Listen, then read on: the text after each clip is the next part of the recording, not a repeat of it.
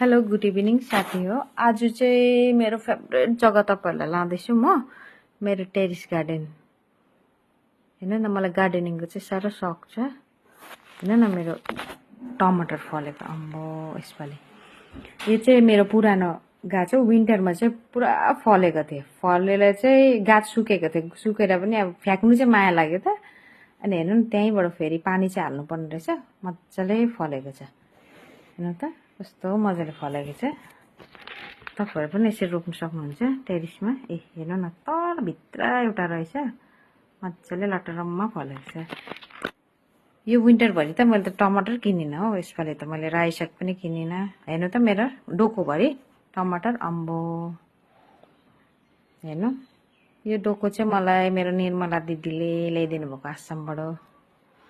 हेर्नु न, प्याजकली कस्तो मजाको भएको छ, लह हरियो, एकदम प्योर अर्ग्यानिक हो यो। एकदम गाईको मल मात्रै छ यहाँनिर। भर्मी कम्पोस्ट, कोकोपिट केही छैन, डिआइपी केहीहरू छैन, केही स्प्रे पनि गरेको छैन। एकदम नेचुरल अर्ग्यानिक हो यो।